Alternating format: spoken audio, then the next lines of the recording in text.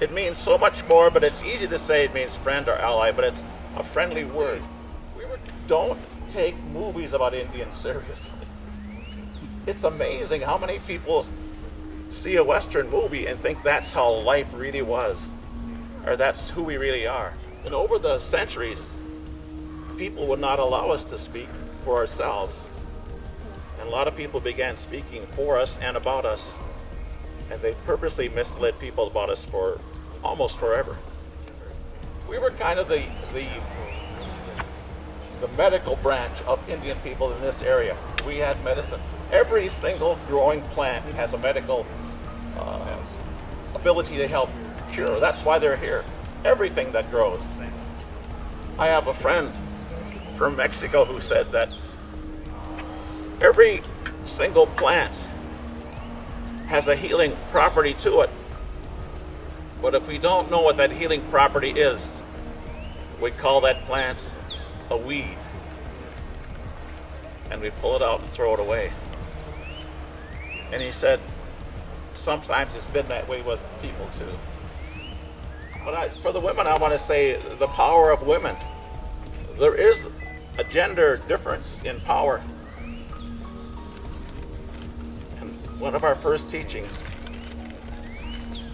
around the fire in the middle of winter, which was our teaching time of the year, we would teach that in the beginning of everything, there was nothing but the Creator and the eagles. And the Creator began to make the universe. Started with the heavens, the heaven. And to indicate heaven, the Creator put up the sun. And our word for the sun is a very easy word. It's W-I, it's pronounced we. And to put a place for all of us, the humans and all of our relatives to live, the Creator started with a large molten rock. And that's part of the reason why our sweat lodges have large, hot rocks. We go back to the beginning of life every time we go into a sweat lodge. And if you don't have the authority to conduct sweats, you shouldn't do it. Because remember that guy down in Arizona? He thought it was about punishing people. A lot of young people say, I want to go in and suffer for the people. And I say, not me. I want to go in and get a blessing for the people. Because every time you go in to get a blessing. So, Iraq nation is pronounced Iya, two nasal N's. I nasal N, Y-A nasal N. Not Inyan, but Iya. So you put heaven, we, and earth, Iya, together. It's Weya. And that's how we say woman. So think about that. Women are heaven and earth together. Everything that's happened to Indian people almost forever has been started by women. Even the pipe was brought to us by a white buffalo calf woman. That woman's spirit taught us not only about the pipe, but taught us sacred ceremonies that pretty much guide our lives. Today we'd like to start erasing some of those barriers that are between us. Because how can it be that after 150 years people still really don't know us? And I lost track, I think it's 24 grandchildren. I want them to not have to go through the same kind of hurt that I did just because of ignorance. And ignorance, I mean, is people who are misinformed or uninformed. It doesn't mean stupid. To me, it just means misinformed or uninformed. So today is kind of the opening door of that. And I thank all of you for being here. And again, Peter is a young man, but he's a very knowledgeable young man. He pretty much grew up with these ways. When I was a young boy, all the things we're doing and talking about today were illegal. It's kind of hard to believe, but it was illegal for American Indians to pray like this until 1978. I mean, that's, to me, incredible. 1978. And so I was already, I'd been to Vietnam, I was a parent, I was a college graduate, but I had no idea what I wanted to do. And I realize now that what I want to do is get ready for the real world, which is the coming world, the spirit world. How do I get myself ready? By sharing things like this. And we cannot proselytize, we cannot go out and try to make people join us, like a lot of groups do. As a matter of fact, if you want to be a part of what we do, it's purely up to you, and it's not easy. And understand that just because you have a college degree doesn't mean you're going to come in like a man called horse and be a chief. It's very hard. So I'd like to have Peter talk about the ceremony, the food, and then we'll smudge and load the pipe. Peter.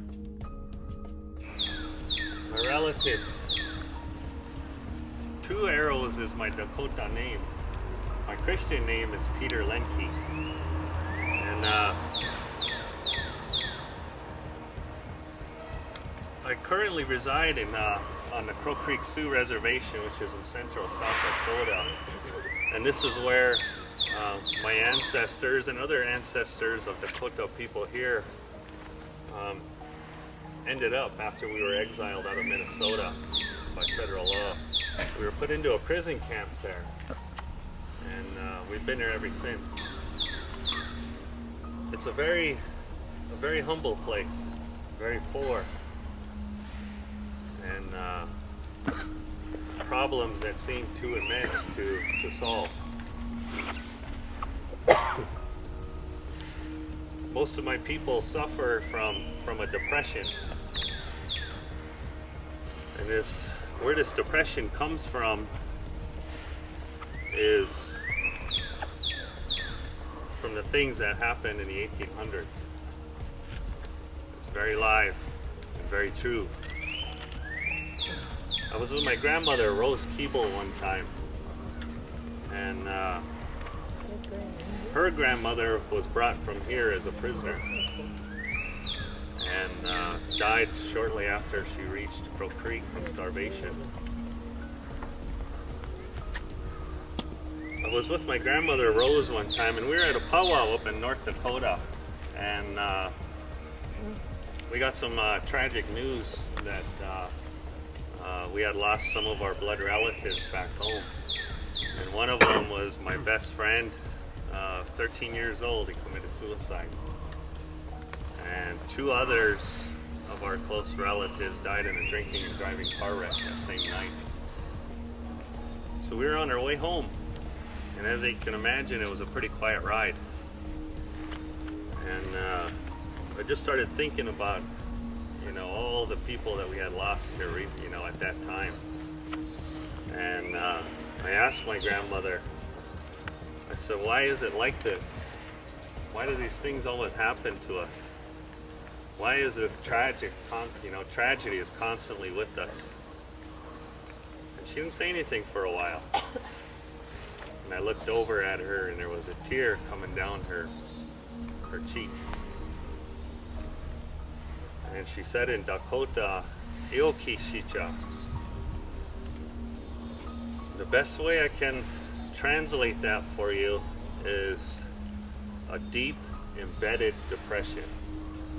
It's genetically imprinted in us. And we carry that, and we pass it from generation to generation. She said long ago, our people had a very strong connection with the Creator, a very strong connection with the spirit world and Mother Earth, a very strong connection, a very, very strong connection amongst our people. And she said all that was taken from us like that. She said that's what we suffer from today. We suffer from a lack of identity. We don't know who we are, who we come from, where we're supposed to go. And all that comes from the time that she here was talking about, when it was illegal to speak our language, illegal to practice our ways. Long ago out there, we were shot on the spot if we spoke our language. A lot of our elders back there are severely traumatized from Catholic boarding schools that made it a policy to kill the Indian and save the white man.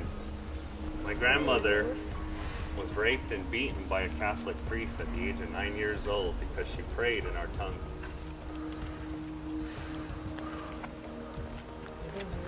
And these things are carried by all our people. There's a lot of things in Indian country going on right now that is for the healing of our people. And this is one of them. It's not only healing of the Dakota people, but of the non-Indian people that live in this area. We work very hard on trying to educate and reconcile and to be how we're supposed to be. We're all put on this earth as one. A lot of our ancestors, I used to remember my grandmother, Rose Keeble, you know, she was in her 90s. Nobody really knew how old she was. She didn't either. But all she would say is, many moons, Takuja. Many moons, she'd say. But she was somewhere in her 90s when she passed away. And he would sit there and talk Dakota. My grandmother and my mother both came up in Catholic boarding schools where Catholicism was beaten into them. And but they held on to things, and for what they had to go through to hold on to the language, to our prayers, our way of life, our spiritualism was incredible. Only a woman could go through that and do that. Oh.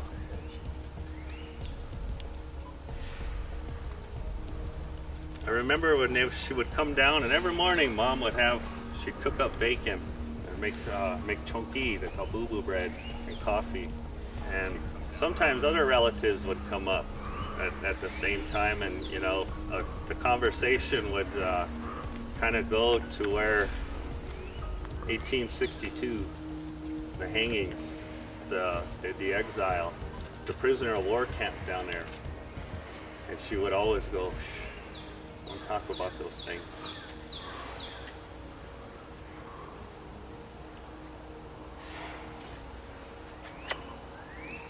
A lot of our elders, they didn't teach us these things. And my mother knew these things, but she never taught any of us children. And she was on her deathbed years back. And I was sitting in a room with her in the morning, early in the morning, and she started speaking in her tongue, and she was looking in the corner of the room. And I could tell from the little bit of language that I knew back then that she was talking to her mother and her grandmother.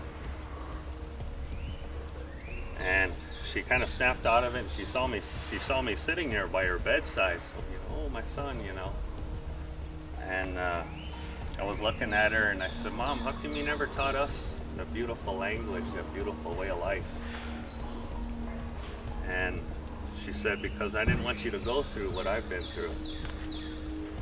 She said, your life would be much easier if you didn't know these things. And for the most part, she was right.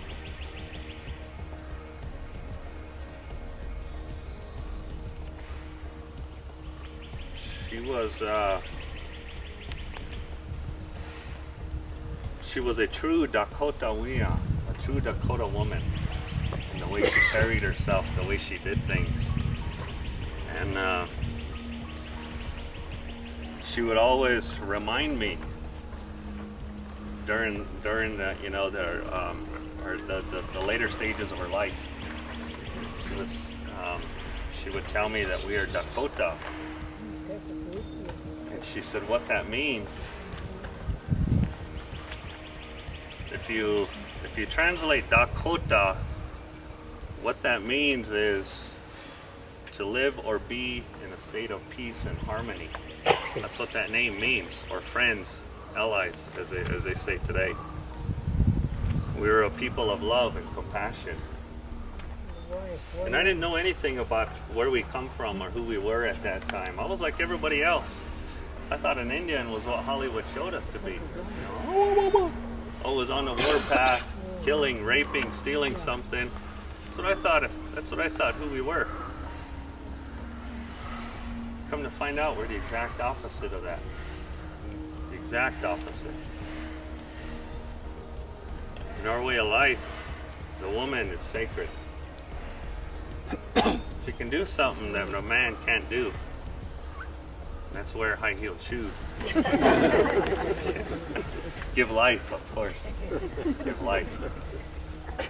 And our children were known as Wakaija, sacred beings. Because they still have that connection with the spirit world. But today, it's not like that anymore. A lot of us have lost our way and are ashamed to be Indian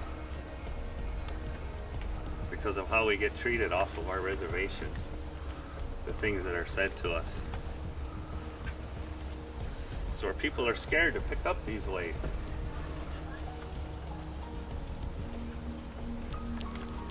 It wasn't until about 10 years ago when something happened in my life that that came about that brought me to this way. The Chanku Duta, we call it, the Red Road. That's the path we follow.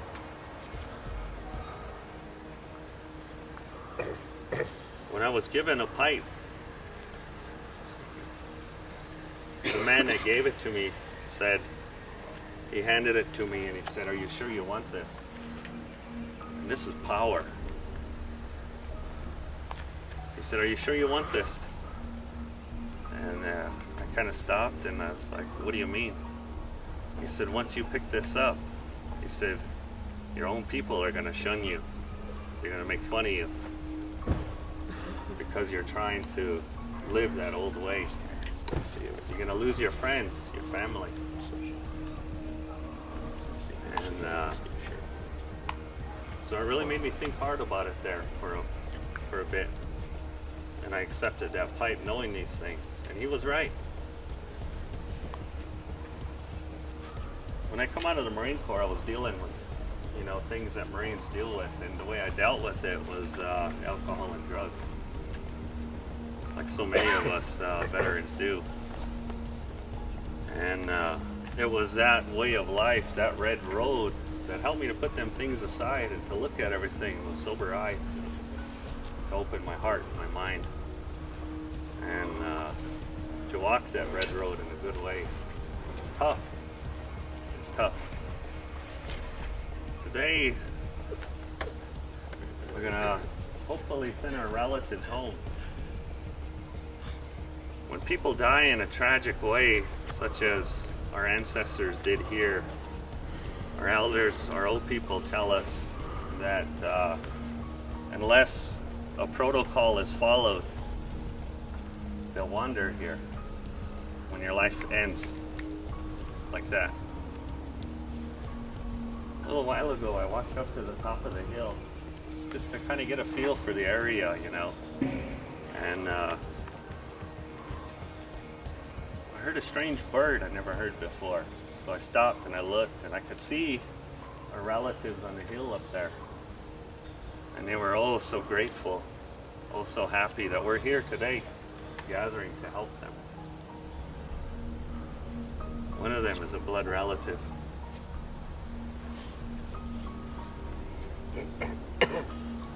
They were afraid that we forgot about them.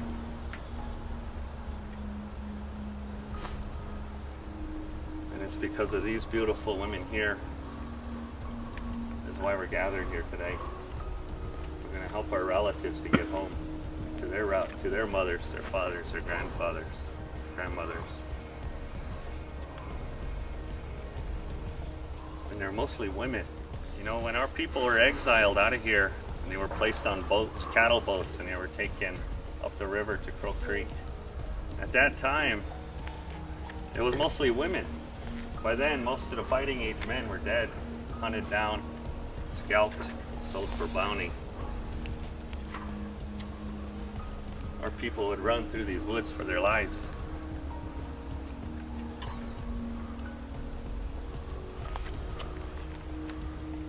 It was the women that brought us through those hard times. I know I feel very lucky, speaking for myself, that we are even here today. We're almost annihilated. But it was because of the strength of the women is why we're here today. For what they had to do just to stay alive during that time was more than any one of us can think of. There are journals from that time, soldiers' journals, missionary journals. And they all kept very, very meticulous journals because they accompanied our people to their prisoner of war camp.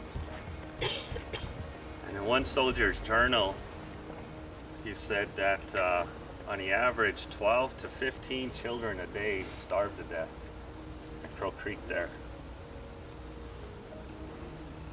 And it also stated in those journals that what the grandmas had to go through just to get a little bit of food for their children.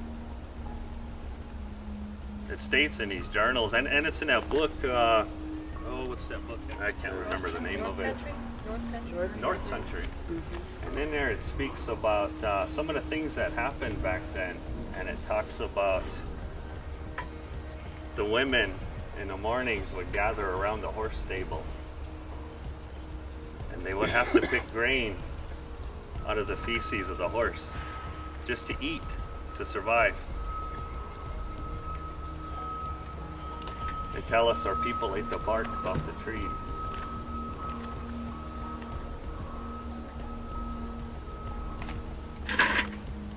It said in there that honorable Dakota women had to do unspeakable things to feed their children.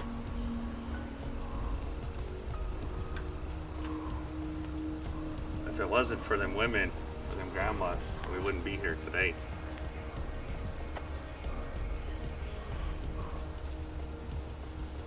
So I want to tell each and every one of you that I love you dearly, and I thank you for coming and helping us today. You know, we're all here on this earth as one. We should all get along, help one another, support one another, and encourage one another. When we're done praying, we say Mitakuye Onyasi. Christianity, you're taught to say Amen. What that means, you see different translations of it, all my relatives. It doesn't only mean that just you and I are brother and sister. It means that we're brother and sister to all of creation. We all come from one place, Mother Earth. We're brother to the Buffalo Nation, the Tree Nation, the Fish Nation. We were all put here on this earth together to support. So when you hear that phrase, Mitakuye Onyasi, it's very powerful, very powerful. And shouldn't be taken lightly. Because we are all relatives. No matter what color we are, what size we are, it don't matter. We're all brother and sister. And as Dakota people, that's how we saw everything. Unfortunately, that love and compassion was exploited as a weakness.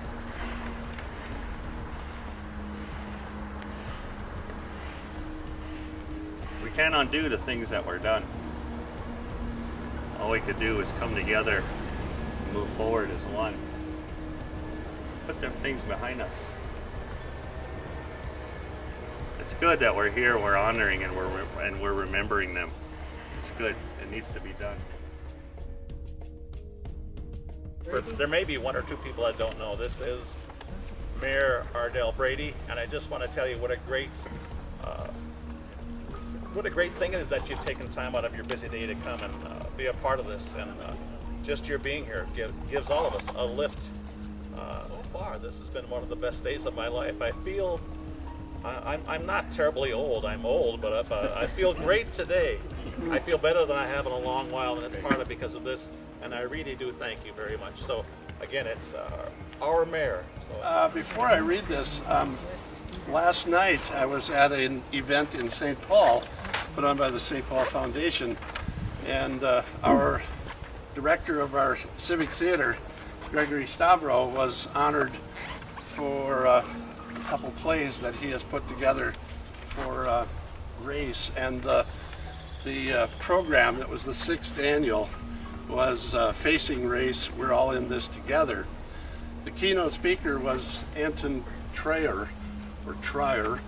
He's an Ojibwe professor, PhD at Bemidji State. I've gotten to know Anton because he and I are both on the Minnesota State Arts Board. He was the keynote speaker. He started for about 2 minutes in his address speaking in Ojibwe, and everybody was kind of like, yeah. And he finally stopped and he says, oh, did you want English? He said, and he said, they just told me to be a keynote speaker. They didn't tell me what language I had to do it in. The other thing he said, when people call Bemidji State and they ask for the foreign language department, he always says, tell them it's the English department. So it's a bit different there. He's been very positive in getting in Bemidji a number of the signs and different things in the city with both English and Ojibwe on them. So he's written a book that just came out, and it's a humorous title, Everything You Wanted to Know About Indians But Were Afraid to Ask. And I've got an autographed copy that he gave me. Didn't give me, I bought it. He signed it for me. He signed it for me. But just looking at it, I haven't had a chance to even start, but it's there are a lot of, can I just say, generic questions that are answered in here that will be very helpful, I know, for myself to understand things a whole lot better. So with that, I will read the City of Rochester Proclamation. Whereas the indigenous peoples of North America, the first Americans, have lived in this area for nearly 13,000 years. And whereas throughout their long history, the Great Dakota Nation has traditional and cultural ties to the state of Minnesota, even to the great city of Rochester, it is time to celebrate that rich history.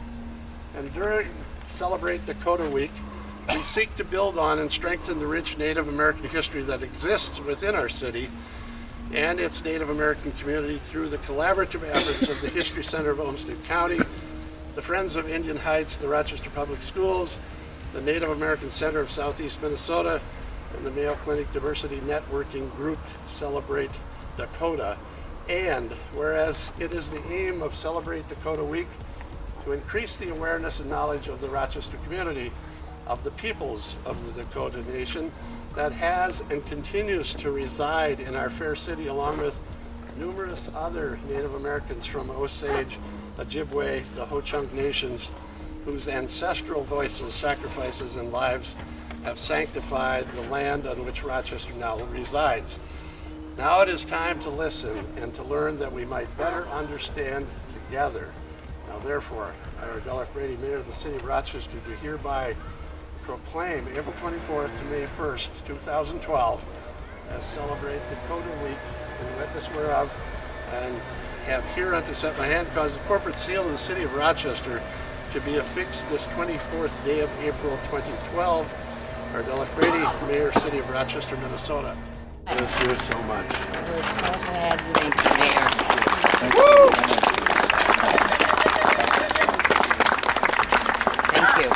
You're welcome. Thank you.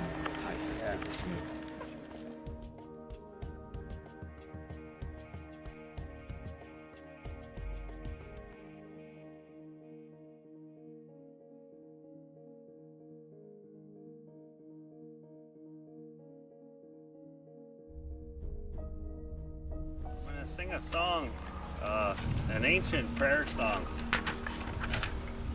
And it's a song that originated with the horse nation, the horse ceremony. As you all may know or may not know, the horse is a very, very sacred animal. And we call upon the horse nation for their strength, their guidance. And this is a song that originated from that long, long time. Today, it's called a creator song. And the words of that song say, Creator, I pray to you. I pray to you first so that the people may live.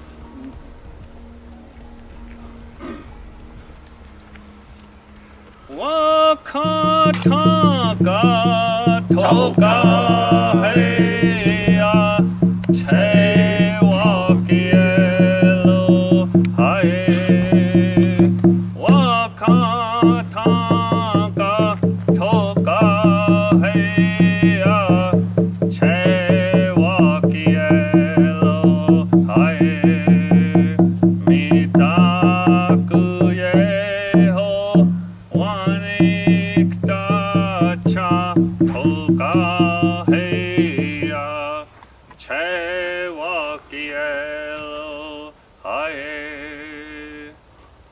Wakataka toka heya chewakielo hae.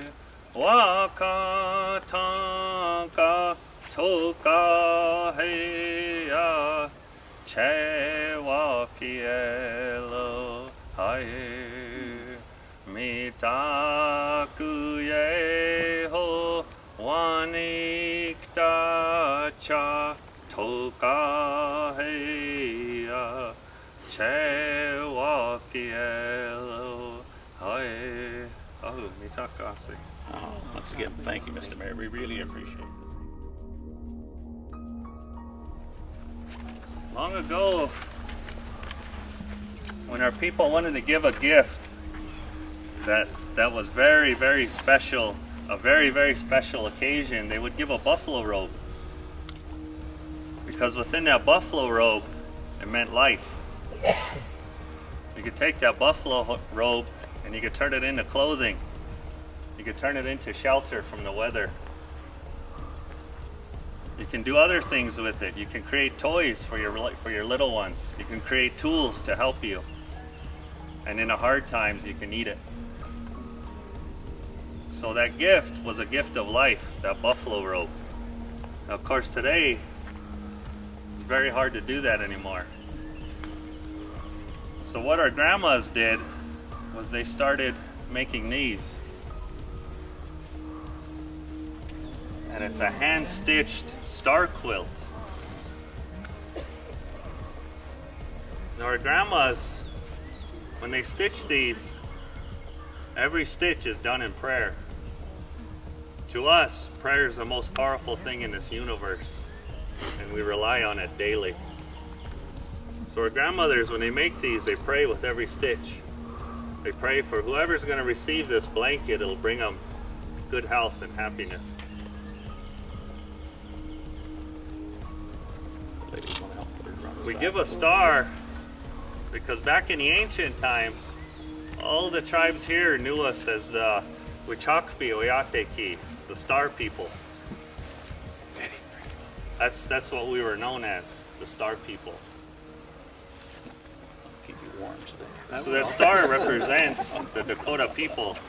And if you look at that star, it looks like teepees camped in a circle. That also meant the Dakota people, for that circle of life. Everything we do is in a circle that represents that circle of life. So that was just a little background on a handmade star quilt that we always give as Ready to gifts. speak? Okay.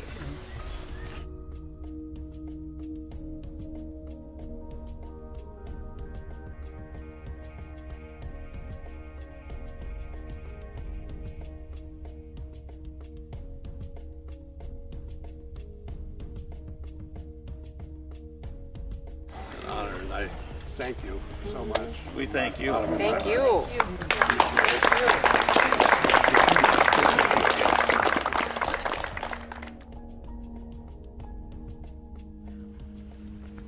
Our mayor now is going to be sleeping cozy Rosie.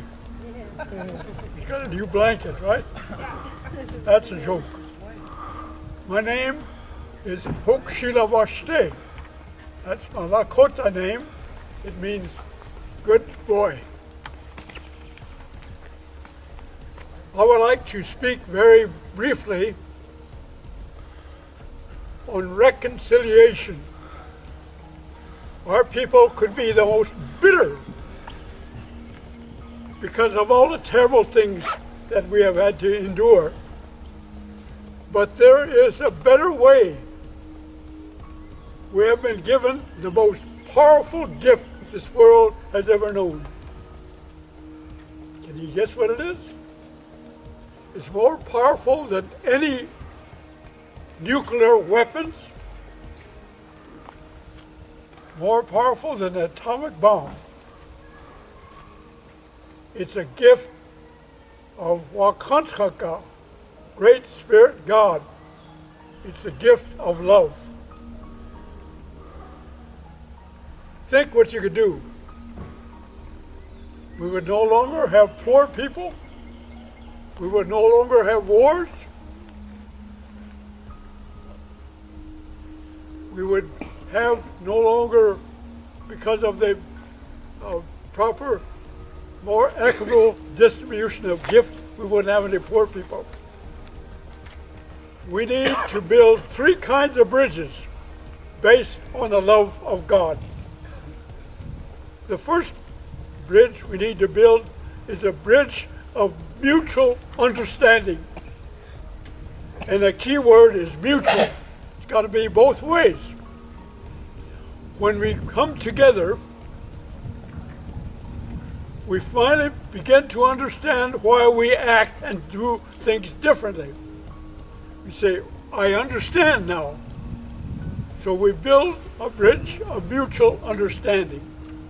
And that's the key, building a bridge of mutual understanding based on the love of God. Secondly, we need to build a bridge of mutual enrichment. You may have an idea, I may have an idea. As long as we remain separate, we only have one idea. When we come together and exchange those ideas, both of us become richer. We no longer have our own idea, but the idea of the other person. And finally, we need to build a bridge of mutual respect. I am a person, you are a person. No less, no greater. When we build these 3 kinds of bridges based on the love of God, we would have peace at last. Our problem is we do not use that love to do those things. I cherish for each of you today to begin building those 3 bridges. A bridge of mutual understanding, a bridge of mutual enrichment, and thirdly, a bridge of mutual respect. Oh, go in peace. You can't undo the things that were done. All we can do is come together, move forward as one. Put them things behind us.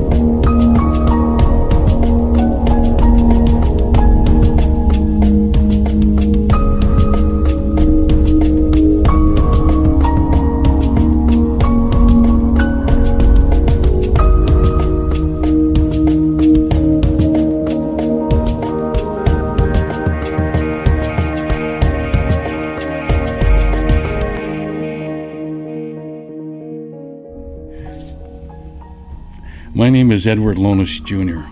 I am an enrolled member of the Spirit Lake Dakota Nation. I currently serve as the chairman of the board at Diversity Foundation, Inc., a Minnesota 501(c) nonprofit organization committed to bridging the cultural gap between and among all people. I am also a direct descendant of both Sioux Dakota chiefs Waneta and his son Wanatan, Little Charger, who once lived and called Rochester area in the southern Minnesota their original homeland up until the U.S.-Dakota War of 1862. My ancestors were among those imprisoned at Fort Snelling and who were later forcibly exiled from Minnesota. Since 1995, Diversity Foundation's executive director, Lyle Rusted, and myself have helped organize and facilitate many intercultural, reconciliation, and outreach activities among our neighboring Great Plains Indian reservations, where many of my Dakota relatives continue to struggle and live under nearly third world conditions. We would again like to express our sincere thanks and appreciation to Mayo Clinic's Celebrate Dakota, Mayor Brady, and the City of Rochester. We welcome each to continue to partner with us in our efforts to improve understanding, social economic conditions, and relationships between our native and non-native people.